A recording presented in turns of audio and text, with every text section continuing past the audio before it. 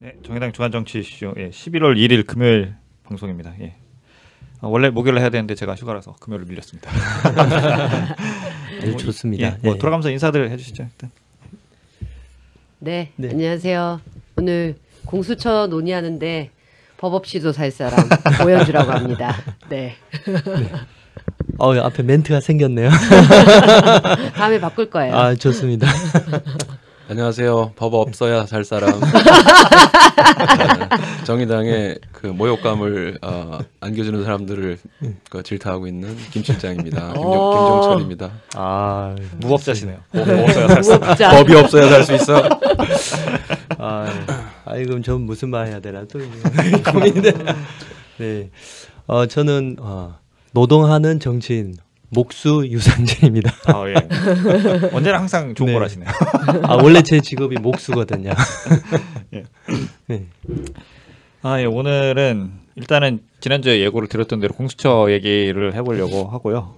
근데 공수처 얘기하기 전에 또 이번 주에 저희 또 대표 연설이 있었기 때문에 그거 잠깐 짚고 넘어가도록 하겠습니다. 그래서 오늘 월요일부터 있었죠, 대표 연설이. 네.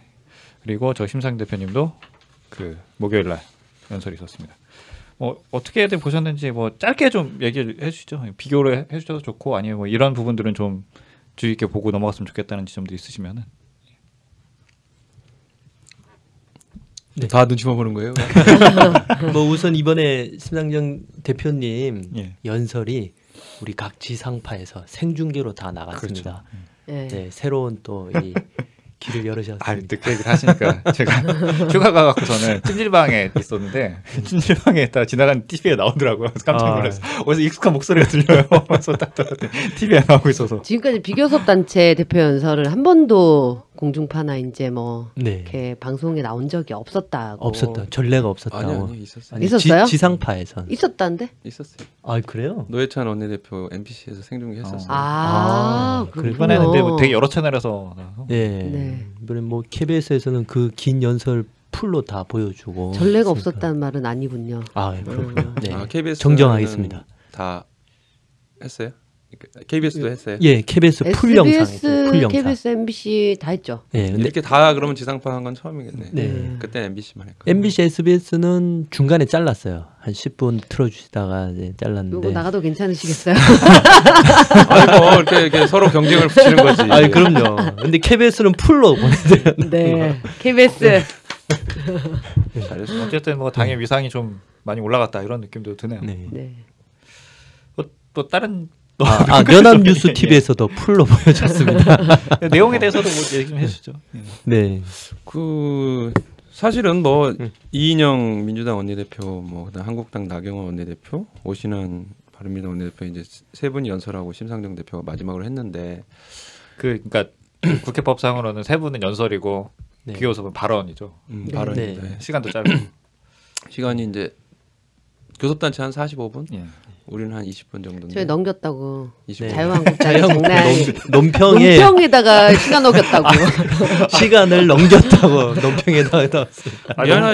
미안해. 조금 넘겨서 우리 평소에 발언권이 없어 그렇다. 왜? 이러면서 5분 오버했으면 5분. 미안해요. 그게 무슨 법도 아니고 그냥. 그런데 왜 본회의 시간 의원님들 시간을 못 지켜요. 보니까 제가 본회의장에 저도 들어갔었는데 2시가 넘었는데도 한 명, 두 명 세워라, 내워라 들어와서 그냥 의총했대요. 그래요? 네. 아무리 그래도 그렇지 시간을 지켜야지. 네. 그 중에서 딴 사람은 좀 그렇고 이제 나경원 대표 같은 경우가 엄청나게 이제 정의당도 까고 이렇게 했는데 이 사람들이 자기가 무슨 대안을 내세우는 게 별로 안 먹히는 이제 과거형 대안을 자꾸 얘기하니까 무슨 시장 경제를 다시 살리면 된다는 둥. 지금 우리나라 시장 경제 아니에요? 시장이 전국에 얼마나 많은데 노동시장부터 배달시장부터 정말 많은데 이 사람들은 대책이 없고 그다음에 자기들이 지금 얘기하는 처방이 옛날 거를 회귀하자는 거니까 그걸로는 잘 안 되잖아요. 그러니까 자꾸 적을 만들어요. 물론 적을 만드는 거는 이제 정치에서 일반적인 방식이긴 한데 이번엔 또 그것도 방향을 잘못 잡은 것 같아. 세 가지 적을 만들었는데 하나가 노동귀족. 그다음에 전교조, 노동귀족, 그다음에 좌파 버피아. 나 이 네. 얘기 좌파 버피아란 말 원래 있었나요? 잘 안 썼죠. 뭐 안 썼죠. 너무 버피아 신기하더라고. 잘 만든다. 버피아를 좌파에다 붙이는 건 민변 얘기하는 거지. 민변. 예, 민변. 그 뭐 우리법 그 예. 뭐 그런 우리법 연구에 예. 네. 근데 뭐 그 전교조를 공격 대상으로 삼은 건 아마 정시 때문에 그런 것 같고 정시 확대하면 자기들이 이제 유리하다 생각하니까 세게 공격하는 것 같고 그 다음에 이제 뭐 버피아는 이제 공수처 얘기하면서 이제 맥락을 그렇게 잡은 것 같은데 아니 귀족노조 지금 요즘 그 파업하는 노동자들이 다 귀족이야 그럼 그 사람들 다 그 톨게이트에다가 학교 비정규직에다가 네. 파견직 그다음에 귀족이면 참 좋겠네요. 아니 왜 근데 노조가 귀족이면 안 되나요? 그러니까 그런 문제도 있어요. 노동자는 왜 월급 많이 받으면 안 되는 거예요? 그러니까 애초에 개념이 좀 잘못돼 있는 상황. 그렇죠. 예. 땀 흘려서 당당하게 월급 받는 거. 왜 그러니까는 문제 삼는지. 그거를 적으로 삼아서 이제 약간 몰이를 하는 거죠. 이제 여론 몰이를 하고 그게 이제 우파 포퓰리즘의 이제 대표적인 그런 내용이라 이 양반이 그 현실을 잘 좀 모른다. 요즘 노동자들 새로 노조 가입하거나 투쟁하거나 파업하거나 하는 사람들이 대부분 다 이 비정규직이라는 걸 잘 모르는 것 같고 그게 하나 좀 얘기고 그 다음에 이 확장 재정 문제에 대해서도 또 뭐 선심성이고 뭐 이렇게 예산 이제 막 깠어요. 근데 아마 본인도 알고 있을 것 같은데 그거를 이제 계속 공격을 하는 거야. 왜냐하면 IMF가 우리나라하고 네덜란드는 너무 그 재정이 건전하다. 지금 전 세계적으로 재정이 힘든데 확장 재정 하라고. 확장 재정을 해라. 근데 이게 IMF가 우리나라를 뭐 위해서만 그런 얘기를 하겠어요? 근데 그런 게 아니라 전 세계가 다 이제 위축 경기로 가고 수출이 서로 안 되고 교류가 안 되니까 교역이 안 되니까 문제가 생기는데 그럴 때는 예를 들면 이제 미국에서 이제 국내 문제를 하기 위해서 양적 완화를 하고 돈을 막 쏟아부었잖아요. 일본도 마찬가지고. 근데 예를 들면 이제 각 나라에서 우리나라는 재정을 아껴야지 우리는 다른 나라에 막 수출만 많이 하고 하면은 이게 서로 안 좋다는 거예요. 그러니까 각 나라가 서로 경기 활성화를 위한 조치를 취해야 되는데 그러려면 한국도 재정을 풀어서 너네 빚 좀 늘어나더라도 그런 거에 동참했으면 좋겠다. 이런 취지도 있거든요. 옛날에 이제 2차 대전 끝나고 전 세계가 다 망했잖아요. 거의 전 세계가는 아니지만 엄청나게 망했잖아요. 그래서 서로 소비할 여력이 없으니까 미국이 한 행동이 뭐냐면은 일단 우리나라에 수출해라. 다 사주겠다. 이러면서 이제 대신 그걸 이제 달러로 계속 찍어가지고 이제 보내준 거지. 그러니까 다른 나라도 경기가 부흥이 되고 이제 가처분 소득이 늘고 하면서 이제 세계 경제를 정상화시키는 그런 역할이 있었거든요. 어쨌든 간에 이 지금 위기 상황에서는 확장 재정을 해서라도 이걸 살려야 되는데 이게 집권하기 위해서 이제 이 돈을 못 쓰게 한다. 이건 참 웃긴 거지. 지금 미국도 지금 선거 후보로 나오는 민주당 쪽은 기본소득 얘기를 지금 하고 있고. 에빈 양? 네. 네, 무슨 양이던데? 에드워드야. 에드워드 양이 몰라 무슨 네. 양이에요. 하여간 아시아계 있습니다. 대만계인가요? 지금 기본소득을 세게 좀 얘기하고 있어요. 그리고 자기는 수학을 잘한다. 미국에서 수학 잘하는 건 굉장히 중요한가 봐. 없나 봐요, 많이. 샌더스는 그린 뉴딜을 세게 얘기하고 있고 그러면서 확장 재정 더 많이 정부가 돈을 써야 된다. 투자. 그게 지금 기조입니다. 저희 세계적인. 심상정 그 대표님이 이제 기재부기 때문에 지난번 그 국정감사에서 주요하게 다뤘던 주제 자체가 확장 재정 정책으로 균형 재정론을 이제 그만하고 스태그플레이션이 우려되니 확장 재정으로 가야 한다라는 얘기를 주요하게 많이 해왔죠. 네. 그러니까 이 나경원 대표의 기준으로 보면 미국이나 일본은 다 그 빨갱이들이야. 그렇죠. 거기 IMF가 빨갱이라고 하는 거라니까. 그러니까 IMF가 재정적으로 안정적인 나라는 더 과감한 확장 재정하라고 얘기를 하는데 그때 미국에서 양적 완화할 때 한 달에 80조씩 돈을 막 찍어가지고 막 했어요. 근데 그것도 부족하다고 막 그랬었다고. 네. 원재배님 어떻게 보셨나요? 네, 저는 그 각 당의 원내대표랑 그다음에 이제 저희 당 심상정 대표 얘기를 그 페이스북에 화나요, 좋아요, 슬퍼요, 웃겨요로 한번 평가해봤습니다. 네, 그래서 자유한국당은 웃겨요. 왜냐하면 저희가 이제 논평을 하면서 자유한국당의 그 대표 연설 시작부터 헛웃음이 나왔다라는 얘기를 했거든요. 그래서 저주와 선동의 언어로만 가득 차 있고 반초풀 태행 선포문이다. 라고 이제 규정을 했기 때문에 네. 사실 뭐 웃겨요라는 게 정말 깔깔깔이라기보다는 헛웃음이 나왔다라고 얘기를 할 수 있을 것 같고요. 바른미래당은 좀 하나요. 뭐 이런 평가를 했는데 사실은 새로운 보수를 표방했기 때문에 어느 정도 이게 그 새로운 보수의 면목을 보여줬다라고 긍정적인 평가를 하는 동시에 또 하나는 그렇게 보수가 새로우려면 왜 자꾸 소득주도 성장이나 이런 것들을 때리기만 하냐 좀 대안을 제시해라라는 평가를 했었고요.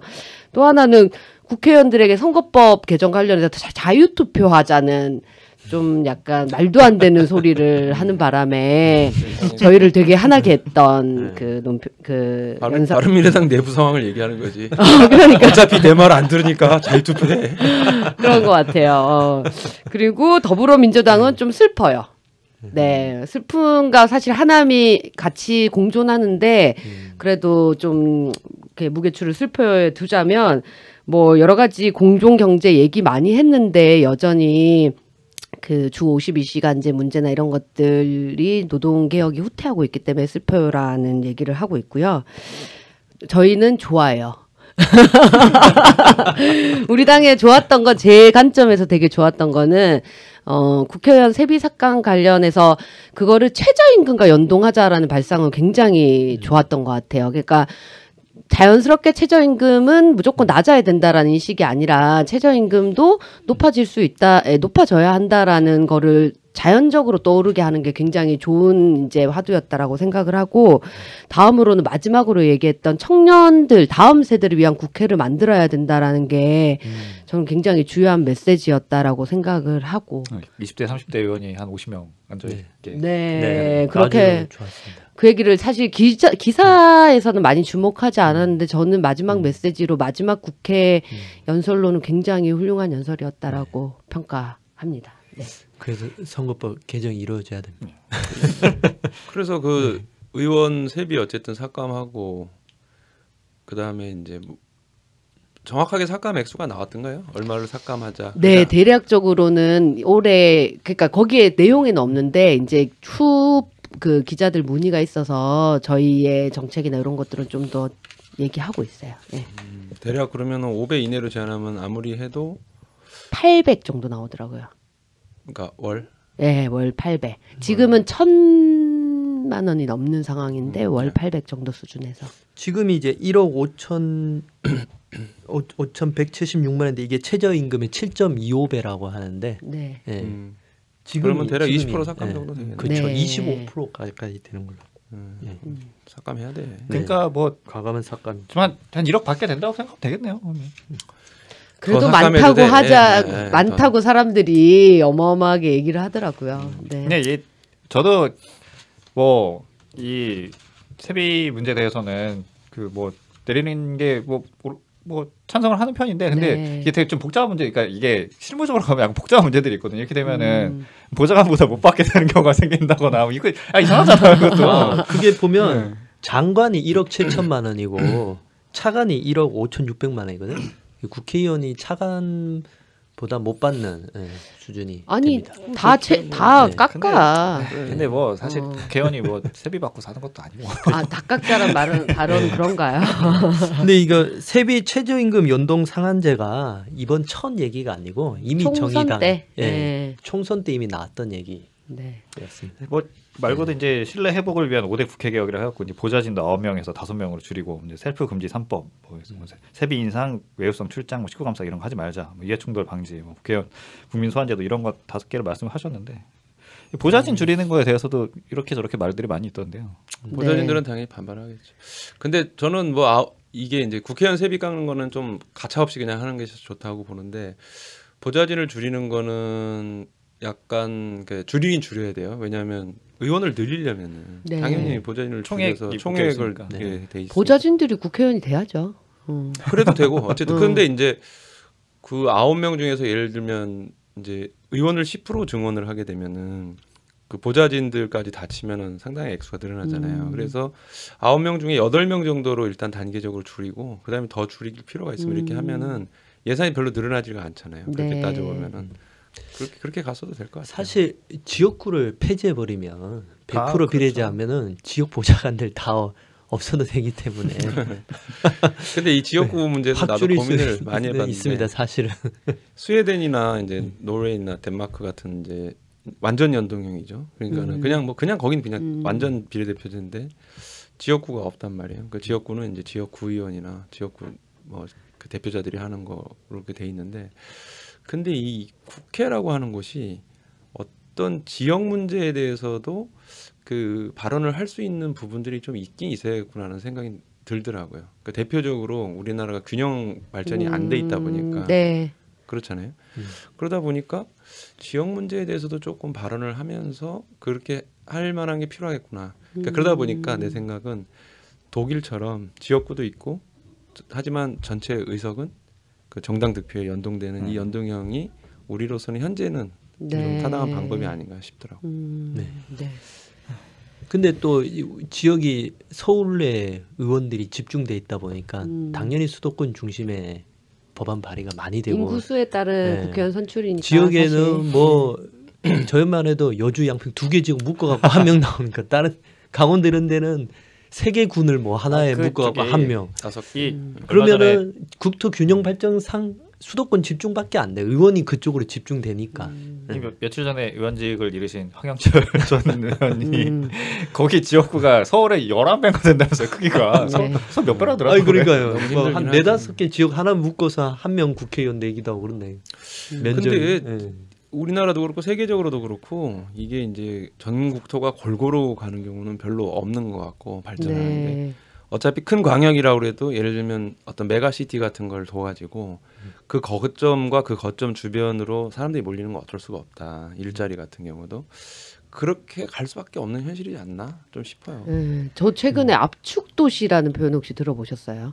그러니까 지역이 워낙에 콤팩시티. 그러니까 압축 도시 압축해서 맞아요. 지역에 있는 이제 이 지방 같은 경우는 워낙에 그 시설 기반이 없으니까 하나의 거점 도시를 정해서 다 이동시켜서 거기에 살게 하자라는 거라서 이거 너무 이주 그 이동의 자유나 이런 것들을 막 가로막는 거 아니냐 되게 처음에 부정적으로 생각했는데 사실상 나중에 갔을 때 고령화되고 했을 때 그게 되게 현실적인 대안으로 거론되고 있더라고요. 맞습니다. 지방 중소도시에서. 지역에서는 이 지방 소멸 도시 지역에서는 여기 이제 사람 살고 여기 좀 한 1-2km 떨어져서 또 한 집 두 집 이렇게 살면 이제 예를 들어서 그래도 도로가 있어야 되고 대중교통도 다녀야 되고 하는데 컴팩시티면 이제 그런 인프라 기반 시설에 비용이 아무래도 적게 드니까 적은 금액으로도 효율성 있게 이제 유지시킬 수 있지 않나. 얘가 너무 딴 데로 간 것 같긴 하지만 딴 데로 갔습니다. 아니 근데 저도 이 얘기를 들으면서 딱 생각이 난 게 뭐냐면 사실 그게 컴팩시티를 하게 되면은 제가 들을 때는 그게 되게 좋아요. 위험하지가 않아요. 사실 시골에 사는 할머니 할아버지들 네. 아프면 큰일 나거든요. 네. 근데 옆에 이웃이 있어야지. 저 양반이 오늘 왜 안 나오지? 맨날 뭐 몇십 나오던데 해서 가서 보고 병원으로 옮기고 이렇게 할 수가 있는데 그게 안 되기 때문에. 그러니까 이제 갈수록 이제 뭐 상하수도 시설이라든가 도로 기반 이런 게 이제 인구가 적은 데는 이게 점점 하기가 쉽지 않거든요. 네, 어쨌든 너무 압축도시론으로 다시 돌아옵시다. 네, 어쨌든 저는 유승 대변인 혹시 뭐 대표 연설 관련해서 더 하시면. 저는 뭐 지금 이제 그 세계 교섭단체 그리고 비교섭단체 얘기했지만 사실 이번 네네 교섭단체에서 좀 환경 이슈가 좀 많이 빠졌다. 기후 위기 부분에 대해서는 당 대표들이 명확한 그나마 정의당에서는 이제 그린 뉴딜 얘기하면서 좀 언급하긴 했는데 이 문제는 사실 다음 세대 문제거든요. 지금의 청소년들이 어른이 되어서 살아갈 시대 때 직면할 문제인데 지금의 기성세대들이 전혀 아무런 거기에 대한 언급이나 뭐 비전을 보여주지 못했다는데 좀 아쉬움이 있지 않았나. 저도 뭐 대변인 말씀에서 같은 맥락상에서 이번에 우리 심 대표님 연설을 이렇게 쭉 보면 이제 교육 공정성 문제라든지 경제 문제 뭐 이런 것들을 다 짚고 넘어갔는데, 근데 보면은 이제 전체적으로 내용을 보면은 근본적인 변화가 필요하다는 내용이에요. 보면은 왜냐하면 민주당에서 지금 내고 있는 그 대안들이 다 어떤 좀 이렇게 그 한시적인 방안들이잖아요. 뭐 그 정시를 늘리자 뭐 이런 것도 마찬가지로 좀 그렇기 때문에 우리는 좀 더 근본적인 거를 바꿔야 된다라는 식의 내용이었었던 것 같은데 이제 네. 그 사람들이 이제 특히나 이제 민주당 지지층에서 볼 때는 너네 역시 그 대안도 없는 좌파다 이렇게 말할 수도 있겠어요 보니까. 그러나 이게 저는 이게 그렇게 볼 게 아니라고 생각하거든요. 이게 근본적인 원인을 찾아내고 나갈 방향을 제시를 해주는 게 현재 집권당이 아닌 정의당이 해야 될 역할이 아닌가 싶어요. 그래서 우리 당의 입장으로서는 당연히 그런 걸 제시를 했어야 되지 않을까 그런 그죠. 생각이 들어서요. 네. 정시학대 얘기. 아니요. 딴 얘기인가요? 다양한 이렇게 부분에 전체적으로 예. 아, 정치학대도 네네네. 그렇고 경제 문제도 네네. 네, 그렇고. 맞습니다. 네. 나는 재분배 외에 별로 답이 없다고 생각해. 그러면은 뭐 네. 대표 발언에 대한 얘기는 이렇게 좀 정리를 해보도록 하고 드디어 이제 본편이다 본편. 네. 네. 공수처 얘기를 좀 공수처. 해보도록 하겠습니다. 제가 이거를 왜 지난주부터 사실 꼭 해야겠다고 생각을 했냐면 제가 기사를 볼 때마다 댓글을 볼 때마다 커뮤니티 가서 글을 볼 때마다 너무 답답할 때가 많아요. 이거 별 말도 안 되는 오해들이 막 퍼지는 경우들이 있단 말이에요. 그래서 그런 거를 좀 짚고 네. 넘어가야 하지 않을까 그런 생각이 들어서 우선 그 우리 대표님께서 연설하실 때 그 공수처를 우리 고 노회찬 의원님께서 제일 먼저 발의하셨다라는 걸 맞습니다. 보니까 네. 제가 지금까지 대표 발의한 사람이 총 7명이 되는데 예. 2016년 7월 21일에 노회찬 의원님이 첫 이 문을 열었습니다. 20대 국회에서는 처음이에요. 네, 처음으로 노회찬 의원님이 그 공수처 대표 발안을 처음 냈고요.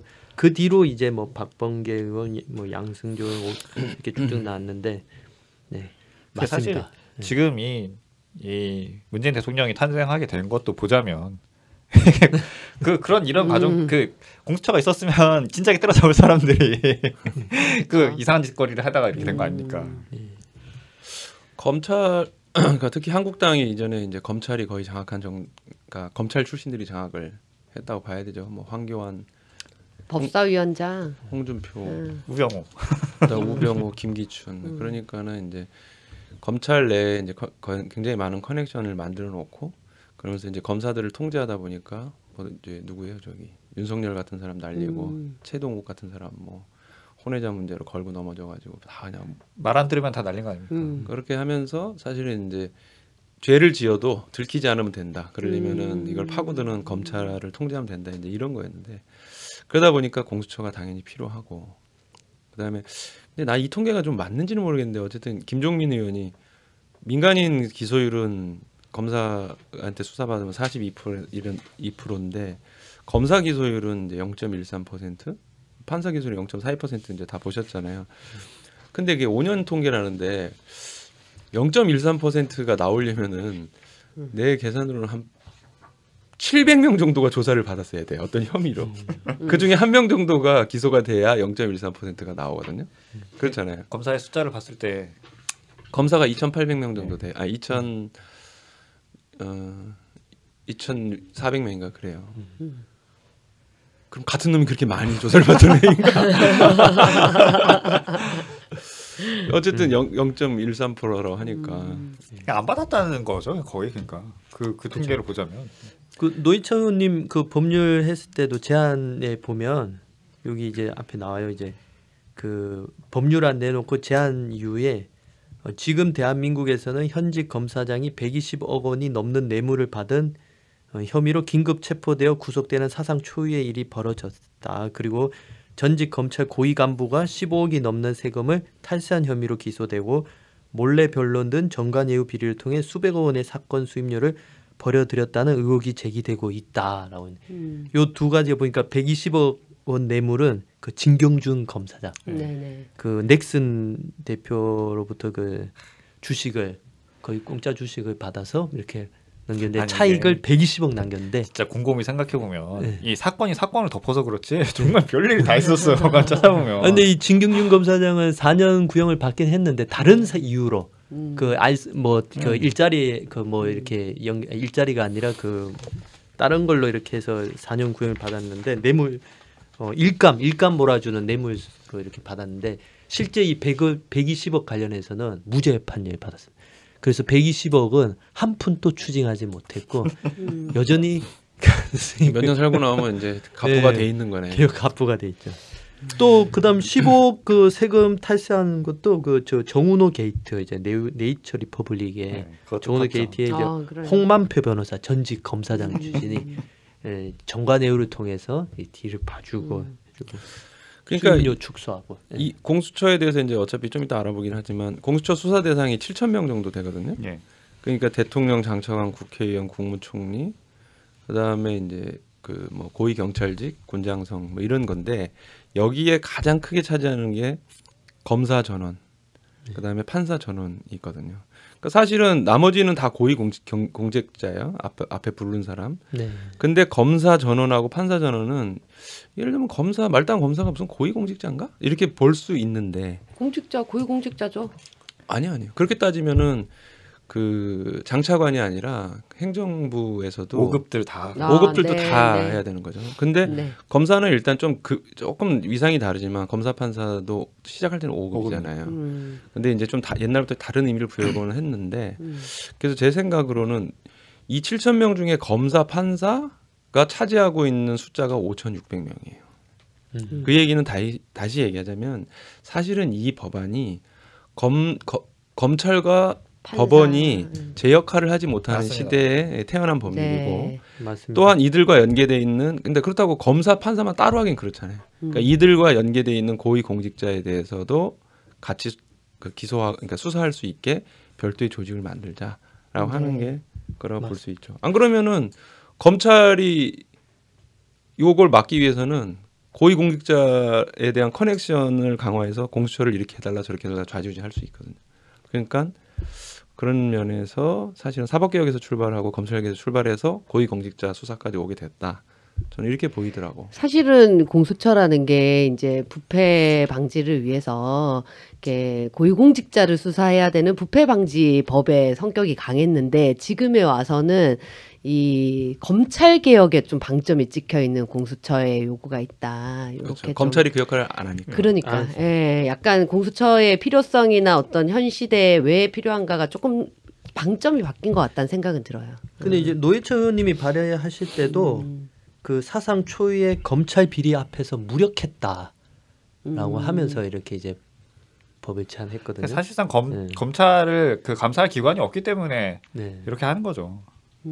그렇죠. 네. 예, 어쨌든 이 관련돼서 뭐 전체 안은 그 지금 백혜련안 권은희안 이렇게 나와 있는데 그런 것들은 이제 국회 홈페이지에 가셔갖고 국회 홈페이지 그걸 우리 요약을 해주는 친절하게 설명해 줘야 되는 거 아닌가요? 그 전체 안은 이렇게 그러니까 찾아보실 수도 있어요. 그러니까 제가 네. 이 말씀 왜 드리냐면 네. 그러니까 이게 공수처에 대해서 많이 궁금하시다 하면 전문을 그 법안 나온 거를 전체를 보시는 것도 괜찮아요. 그게 길지가 않거든요. 네. 그러니까 아니 일반 국민들이 법안을 어떻게 봐요? 그러니까 뭐 만약 읽으시더라도 뭐의 핵심적인 것을 그러니까 쟁점 봐야 되느냐 이걸 그치. 얘기해드리면 될 것 같고 네. 예, 어쨌든 그 찾아보시면 되지만 이 포인트는 짚어드려야 된다. 네, 그래서- 그럼요. 예.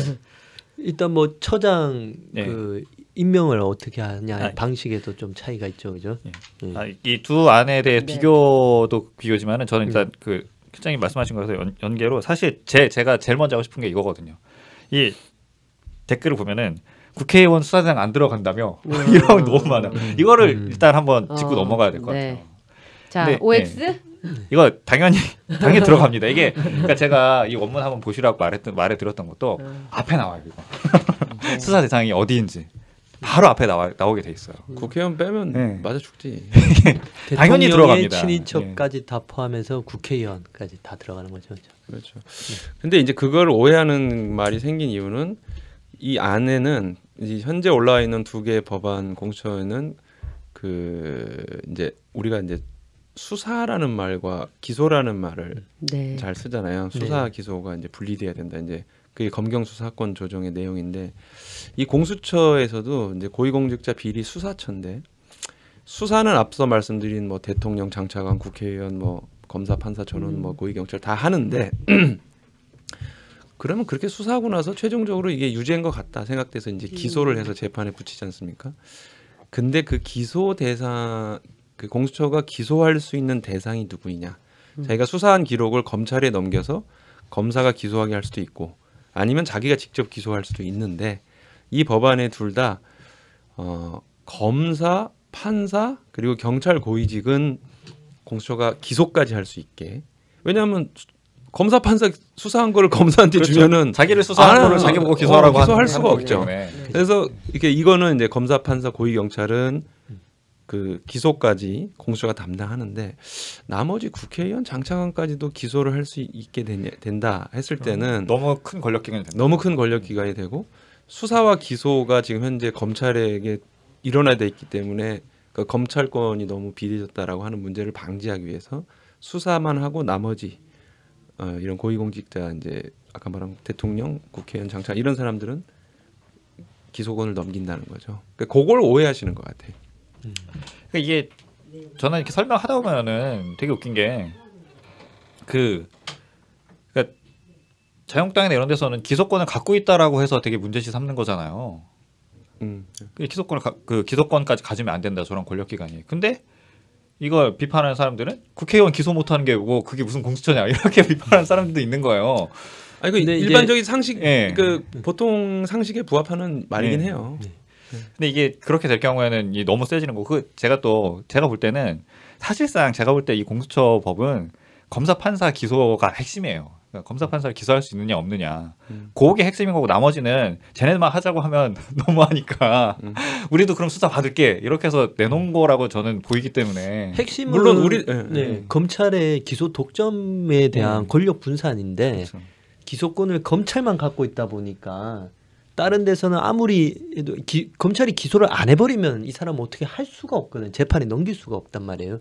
그래서 검찰뿐만 아니라 또 하나의 기소를 할 수 있는 기구를 만들자는 게 핵심이고 그래서 여기 그 노회찬 의원도 처음 법안했을 때 수사권과 기소권을 가진 상설 기구로 이렇게 제안을 했고 그렇습니다. 현재 우리 정의당도 그런 방식인데 네. 어쨌든 왜 이 현재 백혈연 건인이 이게 패스트트랙에 올라와 있는 안에서 기소권이 그러니까 국회의원이나 장차관 등에서 빠졌냐 하면 그러한 그 앞선 그 연유가 있었다라고 하는 부분들을 좀 감안해 줄 필요가 있다. 그리고 또 그 권은희 안과 백혜련 안의 그 기소권에서의 큰 차이점은 이제 권은희 안 같은 경우에는 기소심의위원회를 둬서 거기에서 기소를 하게 해놓은 시스템이잖아요. 기소심의위원회가 이제 배심원 예. 일반인들을 대상으로 모집을 해가지고 그 배심원 이거 들어보니 저 사람 기소돼야 되겠다 하면 손 들어주는 거고 기소는 좀 무리 아니야 하면 이제 안 해주는 그런 안을 권은희 안은 담았죠.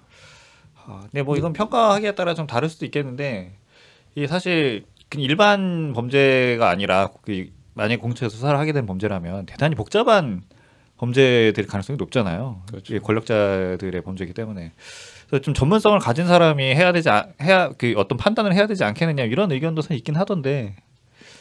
그 공수처 요원 네. 자격이 처장은 그 변호사, 판사, 검사 등의 직에 한 15년 종사했거나 아니면 변호사 자격이 있으면서 동시에 뭐 국가기관이나 공공기관 그다음에 법률사무소에서 15년 이상 근무한 사람. 그래서 이제 처장은 그렇게 뒀고 요원은 이제 10년 이상 재직한 사람 뭐 이렇게 두고 있을 거예요. 그래서 그런 전문성은 좀 있다고 봐야 되겠죠. 기소 관련해서 뭐 연결을 해서 말씀드리자면은 사실 그 어제였나요? 그저께였나요? 저기 그 3당이 모여갖고 또 의견을 냈지 않습니까? 합의안 만들자고 해서 그때는 한국당에서 권성동 의원이 반부패 수사청을 만들자라고 해서 가져왔던데 보니까 뭐 중요한 거는 뭐 딴 거 없고 그냥 FBI처럼 하는데 기소권이 없고 수사만 하자 뭐 이런 거던데 근데 이렇게 하게 되면 결국 제가 볼 때는 핵심이 없는 것처럼 보이거든요. 그러니까 이 법이 있는 이유가 검찰과 판사를 기소를 하기 위해서 있는 건데. 네. 그렇죠. 자기가 자기 식구를 감싸지 못하게 하는 것이 네. 법안의 핵심인데. 근데 그거를 안 하면 이거 하나 만화인 게 아닌가 사실. 그러니까 또 하나의 무소불위의 권력 기구를 만드는 거 아니냐, 뭐 정권 입맛에 맞는 이런 불안을 하는데 사실 그 수사처장의 임명권이 대통령에게 가기 전에 국회가 동의를 반드시 받게 하면 되거든요. 권은희 안이 그거죠. 네. 그리고 권은희 안에 보면은 또 그 인사 그 위원회를 그러니까 수사처장 백혜련 아니죠. 백혜련이 이제 그 수사처장 후보 추천 위원회가 2명을 추천하면 이제 대통령이 그 중에 한 명을 지명하고 그 뒤에 이제 인사청문회를 가지다는 게 이제 백혜련 의원 아니고 거기에 이제 국회 동의까지 추가한 게 권은희 저는 뭐 의원 국회 아니고. 동의까지 받는 게 좋다고 봐요. 네. 그래서 국회 동의를 받게 해서 특히 뭐 그 특검 검사 임명할 때처럼 뭐 야당이 추천하면 대통령이 지명 뭐 이런 방식도 괜찮을 것 같고 이거 하면은 근데 이게 네, 그 공석으로 오래 갈 가능성이 있을까봐 약간 그런 문제도 있던데요. 동의 안 해주고 뭐 추천 안 해주고 계속. 이런 식으로. 근데 동의는 뭐 자동 표결을 하게 하면 되죠. 그러니까는 뭐라고 해야 되나 그 이제 그리고 이 공수처장 추천위원회는 7명으로 구성되는 거고 그중에 행정부인 법무부 장관 추천, 그다음에 사법부인 법원행정처장이 추천, 그다음에 대한변호사협회가 추천하는 여당 3인이 있고 국회가 4명을 추천하는데 여당 둘, 야당 둘 해가지고 그 7명이고 그중에 6명이 동의를 해야만 가기 때문에 어쨌든 대한변호사협회라는 데가 뭐 정권에 좀 가까울 수도 있고 아닐 수도 있는데 거기가 동의를 해야 되고 또 이제 사법부가 또 추천한 사람이 동의해줘야 되고 최종적으로 야당이 추천한 사람들이 다 동의하는 다 동의하지 않죠. 최소한 2명 중에 1명은 동의해야 맞습니다. 되기 이게 때문에 제가 또 말씀드렸던 두 번째 큰 오해가 그겁니다. 이 사실상 반대표가 한 표다라고 오해를 하시는 사람들이 많은데 반대표가 한 그 표다? 추천위원회에서 사실상 반대표가 한 표가 된다. 왜냐하면 나경원 대표가 말을 했던 게 있어서 정의당? 그러니까 이게 무슨 말이냐면 이 추천위원 7명 중에 6표를 얻어야 되는데 이제 법무부 장관, 행정처장, 대한변호사협회장 이거는 뭐 어쨌든 제외하고 이제 여당 2표는 민주당 거고 나머지 야당 2표가 정의당이 교섭단체가 될 경우에는 어차피 너네들 편 들어줄 거 아니냐 이래갖고 반대표 한 표뿐이 안 된다. 우리가 교섭단체가 이미 됐어. 나경원 입장에서는. 그래서 뭐 저로서는 들어보면 은근히 기분 좋기도 한데 근데 이게 되게 그 어떤 우파 커뮤니티 같은 데서는 저거 봐라 그 정의당 이중대 만들어갖고 자기네들 마음대로 하려고 하는 수작이다. 그러니까 이렇게 이해들을 하고 있더라고요. 그게 우리 정의당이 뭐 재밌는 발상인데 그러니까 민주당과 가까운 뭐 여러 가지 것을 한 건 사실이죠. 그런데 우리도 또 이번에 심상정 대표가 문재인 정부에 대해서 비판도 많이 했고 그리고 우리가 이제 그런 만약 교섭단체가 돼서 추천권을 가진다면 그 우리가 하는 게 아니라 우리가 추천하는 사람이 하는 거잖아요. 그 추천위원회라고 하는 거는. 그런데 결과적으로 보면은 아마도 저 공수처장이 좀 더 이렇게 과감하게 뭔가 이렇게 성역 없이 수사할 만한 사람을 우리는 원할 거고. 근데 이제 여당이나 이런 데서 좀 뜨뜻미지근한 이런 사람들을 추천한다고 하면은 그걸로 뭐가 되냐 이렇게 할 거고. 당연히 한국당은 이 정도만 해도 심한 거야. 더 보수적인 사람을 해야 돼 이렇게 할 거고. 이렇게 서로 목소리를 내는 거지. 저는 이 부분에 대해서는 어차피 그 지금 뭐 국회의 문제긴 하지만은 이게 어쨌든 공수처가 선거법이랑도 연관이 되어 있지 않습니까? 어쨌든 처리가 선거법 먼저 하고 공수처법 처리하기로 이렇게 좀 해놨기 때문에 근데 그렇게 생각해 본다면은 선거법이 먼저 바뀔 가능성이 있는 건데 그렇게 생각한다면 어쨌든 이 선거법이 바뀌게 되면은 국민의 어떤 의지를 국민의 뜻을 좀 더 많이 대변할 수 있는 국회 구성이 되는 거잖아요. 그렇게 구성이 된 국회에서 그 3명이 여당 둘과 야당까지 해서 그러니까 75%가 동의를 하는 문제에 대해서 자기네들 25% 갖고 있다 반대한다고 하지 말아야 된다라고 하면 그럼 국민의 75%가 찬성을 하는데 이거 하지 말라는 거 아니에요? 이거 말이 안 되잖아요, 사실. 이런 문제는 국민들의 뜻이다라고 좀 이해를 했으면 좋겠어요. 그러니까 아까도 말했지만 검찰하고 커넥션이 끊어지는 게 두려운 거예요. 참 자기네 입장에서만 생각을 하는 것 같다. 이게 사실 그 국회 의석도 변하게 되면 그거 자체가 국민의 뜻일 수 있는 건데. 그리고 이제 공수처가 그렇게 되면 무소불위의 권력이 될 거 아니냐 이런 비판들이 있는데 그건 아니고요. 근데 방금 이제 유상진 대변인 말씀하셨지만 7명 중에 6명의 동의를 받아야 되고 그렇게 추천된 사람 중에 1명이 지명되면 국회 동의까지 얻자 그러면 이제 상당히 이게 되는 거잖아요. 그 다음에 공수처가 그 위상이 뭐냐면은 공수의 위상은 행정부 산하도 아니고 입법부 산하도 아니고 사법부 산하도 아닌 사실상 독립기관, 그러니까 국가인권위원회 같은 그런 기관이 되는 건데 그래서 대통령의 임기나 뭐 임기에 연동되지가 않죠. 그렇죠. 그러니까 네. 대통령의 눈치를 볼 이유가 없어요. 아, 정권이 바뀐다고 수사처장이 바뀌지는 않는다는 거죠, 그죠? 그렇죠. 종신직인가요? 아니, 수사처장은 그 임기가 있는데 그 임기 네. 보장이 되는 거죠. 네. 네. 그러니까 그 임기도 조금 얘기가 나오는데 백혜련 의원안은 3년 플러스 연임 3번, 그러니까 3년 플러스 333 해서 총 12년까지 할 수 있는 거고 권은희 의원안은 5년 플러스 연임 한 번 더 5년인데 이걸 좀 더 늘릴 필요가 있지 않겠느냐라고 하는 뭐 얘기들도 있어요. 얘기들도 있으나 그건 좀 봐야 됐고 대신 수사처 검사들 있잖아요. 그 수사처 검사나 수사처 요원 같은 경우에는 이게 이 사람들도 최장 9년인가 뭐 이래요. 근데 그 우려가 되는 거는 예를 들면 내가 이제 검사를 한 5년 정도 했단 말이에요.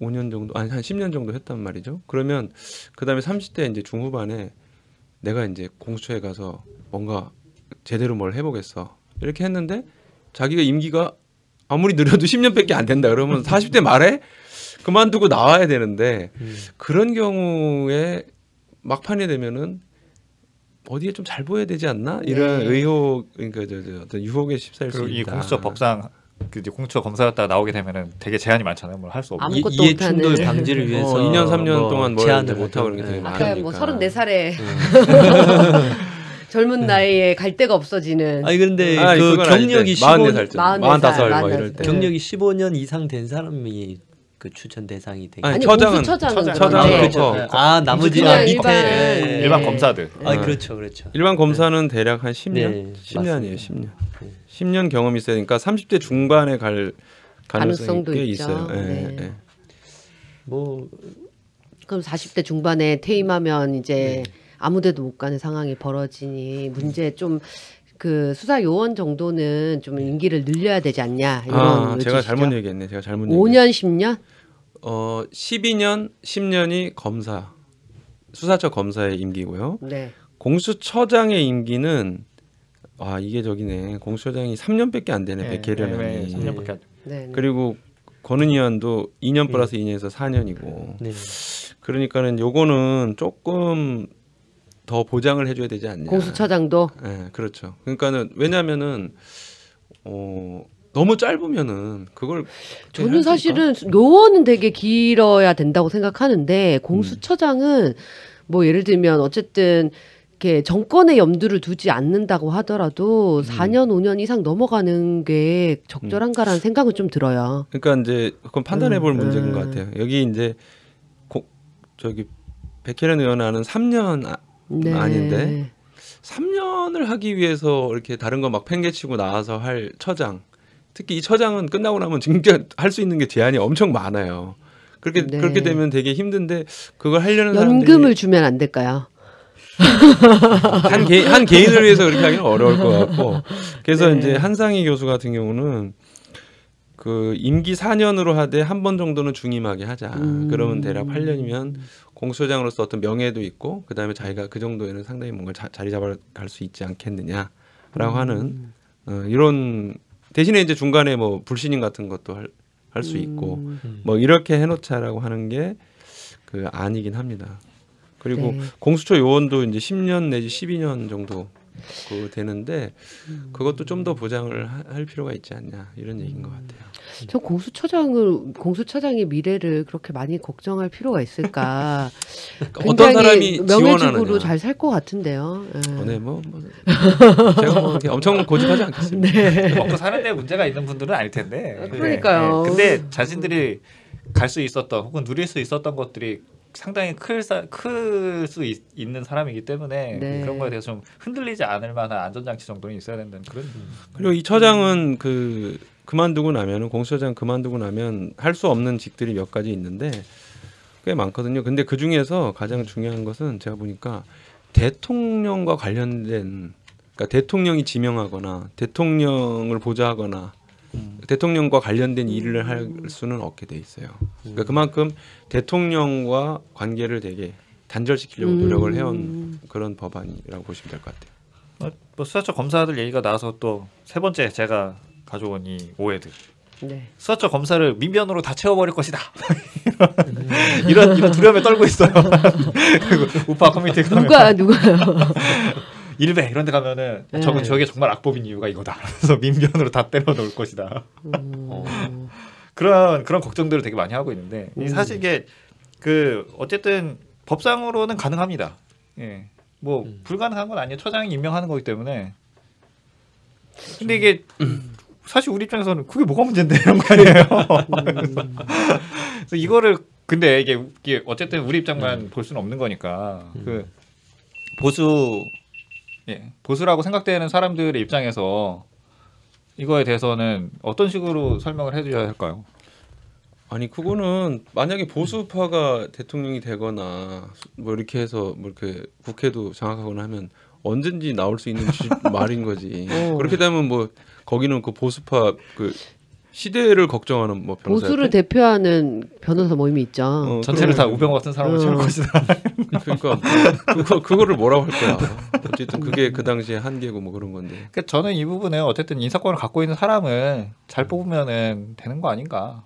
어쨌든 인사권을 갖고 있는 사람 뽑는 그 단계가 사실 되게 다단계 말 이상하지만 여러 가지 이렇게 안전장치들을 해놨다고 저는 보이거든요. 이 법들을 보게 되면. 그러합니다. 그래서 그런 건 그렇게 진지하게 답할 필요가 네. 없다. 저도 뭐라고 답변을 해야 될지 모르겠네요. 네.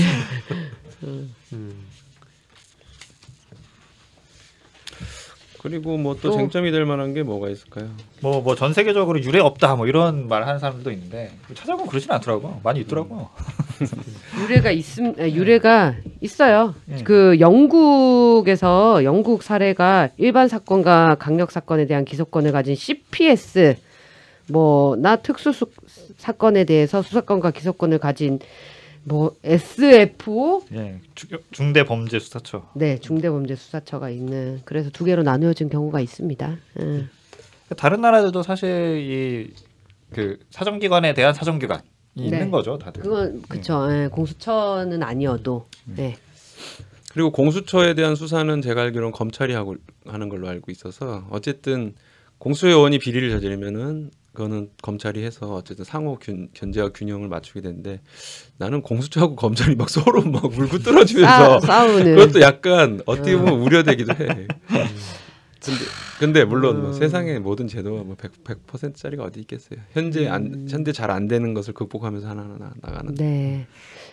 그런 의미에서 네, 그 공수처가 사실 저희가 제 주장하는 바는 검찰 개혁이나 이제 검찰 개혁이 완수되고 검경 수사권이 조정되면 공수처를 천년 만년 대한민국에 영원히 공수처가 존재하는 것이 아니라 모든 것들이 좀 해결되는 시점에서는 공수처가 없어도 된다라는 정도의 논의가 있는 걸로 아는데 여기에 대해서도 좀 의견을 뭐 얘기해 주시면 좋을 것 한시적 같아요. 기구냐 아니면 상설 기구냐 이렇게. 네. 지금은 논란이죠. 이제 백혜련안과 권은희안에서는 상설 기구화 되어 있는데 저희도 상설 기구를 반대하는 게 아니에요. 근데 상설 기구화 하되 나중에 가서 검찰 개혁이 완수되고 그다음에 뭐 검경 수사권 조정이 완료되면 폐지하자라는 입장인 거죠, 사실은. 공수처를. 그래서 이제 그거에 대안으로 금태섭 의원이 그런 얘기를 했나요? 그러니까는 검찰이 제 역할을 못해서 이 법안이 생긴 건데 그러면 검찰에 대한 감찰이나 이런 부분들을 대검찰청 내에 줄 게 아니라 법무부가 그 권한을 대보 가져오고 아니면 청와대 뭐 특감찰이나 이런 데가 그 역할 제대로 하면 된다. 네. 뭐 이런 식으로 대안을 내세우는데 근데 다만 현재 공수처의 위상을 언젠가 폐지할 수 있다 이렇게 얘기하면은 아까도 말씀드린 그 문제. 그럼 내가 공수처 가야 돼? 45세에 내가 그만둬야 되나? 뭐 이런 문제가 또 생길 수가 있어서 좀 신중해야 되지 않을까 싶긴 해요. 네. 이 그 어쨌든 권력기관이 더 생긴다는 거에 대해서 우려하는 입장들도 있더라고요. 근데 그런 부분 뭐 저도 이해가 가요. 이해가 가는데 근데 그런 부분들에 대해서는 어쨌든 국회가 대단히 강력한 통제 권한을 갖고 있다. 그래서 국회를 믿어야 된다라고 하면 또 국회가 신뢰도가 1.8%밖에 안 되는 시스템이라 이게 21대 국회는 다를 거니까. 세상에 대한 믿음이 없으면 아무것도 할 수 없어. 그래서 선거제 저도 그거예요. 그러니까 의심을 하기 시작하면 사실 끝이 없거든요. 그러니까 뭐 사정기관을 만들어야 되는 이런 암행어사로 둬야 됩니다. 그런데 이제 갈수록 이 전문 관료에 대한 이 시민들의 어떤 통제 견제를 어떻게 할 것인가 이게 이제 앞으로 갈수록 큰 문제인데 행정부는 갈수록 비대해져 가고 관료들은 갈수록 전문화되어 가고 그 전문직에 대해서 사실상 그 민의 통제나 견제는 입법부인 국회의원들이 해야 되는데 국회의원들의 그 전문성이나 어떤 자질 부분은 이 전문가 집단 조직들을 이걸 제압할 수 있을 만큼의 역량이 되냐 이 부분에서 점점 힘의 균형이 정부 행정부 쪽으로 점점 가고 있거든요. 네. 그래서 사실은 저는 정의당이 이제 근본적으로 좀 지향하는 바가 어쨌든 권력의 분산, 민주화 이런 것들을 계속 얘기하고 있다라고 생각을 하고 그런 면에서 단순히 이 공수처 설치뿐만 아니라 검사장 직선제를 얘기한다던가 아니면 뭐 어제 심상정 대표가 제안한 국회의원 국민 소환제를 한다던가 이런 식으로 민의 통제를 계속 강화하는 그렇죠. 방식이 무엇이 있을까를 고민하면서 공수처 설치 논의나 이런 것들을 가져가고 있기 때문에 건강한 논의라고 생각을 하는 편이에요. 네. 그래서 그 대표적 그 검찰 조직이야말로 정말 전문화된 그 집단이고 국토부라든가 이런 데는 이제 뭐 재기부나 이런 데 이제 예산과 돈을 쥐고 있는 그런데 이제 견제를 하려면 사실 그 국민을 대표해서 뽑힌 선출직들이 네, 맞습니다. 많아져야 되는데 그런 면에서 그 현재 국회의원 정수가 사실 적정한 숫자는 아닌 거예요. 이 비대해져가는 행정 관료들을 견제하기 위해서는 그런 면에서는 지금 의원 정수 늘리는 게 사실 이론적으로 맞거든요. 그런데 이제 정서가 지금 못 따라주고 있는 건데 국회의원이 네. 역할을 제대로 못하니까 늘려서 안 된다라는 이 심리들이 20대 국회만 봤을 때는 늘리는 거에 동의하기 어렵다고 봐요. 국민들이. 그렇지 않나요? 그런데 국회가 일을 네. 못하면 행정부의 네. 그 권력을 견제할 수가 없어요. 그럼 누가 그걸 견제하겠어요? 자기들 전문가 집단이 이렇게 전문가 집단이 이것은 이렇다라고 얘기를 하면 일반 국민들은 전문가들이 하는 얘기니까 그래야 되나라고 이렇게 간단 말이에요. 그게 사실 지금 검찰이 그런 거 아니에요, 딱. 네.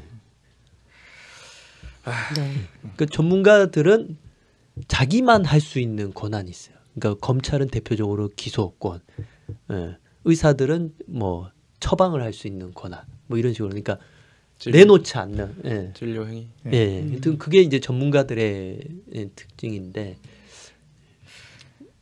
그러고 보니까 미국에서는 검사장 그 투표를 뽑죠. 네. 네. 그래서 배트맨을 보면 하비덴트 그 검사 거의 정치인처럼 스타 정치인처럼 나오잖아요. 우리나라도 좀 도입해보는 것도 괜찮지 않을까 싶은데 근데 또 그렇게 하면 선거가 너무 복잡해진다 막 이런 의견들이 있어갖고 아니 노동시간 단축하면 정치에 관심을 많이 쏟을 수 있습니다. 결국 돌아 노동시간 단축해서 여유를 사람들이 가져야 됩니다. 그래야 정치도 살아나고. 연동형 비례대하면 투표 많이 할 거예요. 그럼요. 실제 다른 나라 연동형 하는 나라들은 투표율이 되게 높으니까. 그 자기 의견이 지금 반영이 된다는 이 정치 효용감이 느껴지는 네. 거예요. 사실 이 투표를 귀찮아하는 것도 저는 그렇게 생각을 하거든요. 해봐야 달라지는 게 하나도 없다. 뭐 이런 심리에서 온다고 생각을 하거든요. 실제로 했는데 많이 달라지거나 그러면은 확 달라질 거 아닙니까? 사실 이 교육감 얘기해 보면 교육감 사실 대부분 진보 교육감 다 뽑혔잖아요. 네.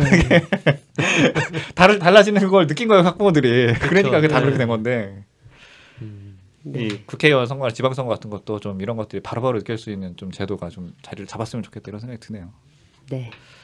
네, 그러면은 오늘도 이렇게 길게 몇 분 했어요 오늘은? 그래도 오늘 한 40분 했네요. 40분. 네. 딱 좋습니다. 네, 그럼 오늘 방송은 이렇게 마쳐보도록 하고 이 방송 들으시는 분들도 또 제가 권해드린 대로 그 백혈화 단가 권은희안을 한번 다운받아서 비교해 보시는 것도 길지 않아서 볼만하거든요. 네. 네. 볼만하다. 네. 점점점. 뭐 오늘 방송 그럼 이렇게 마쳐보도록 하겠습니다. 네. 고맙습니다. 감사합니다. 네, 감사합니다. 감사합니다. 아, 지금 난리가 났어.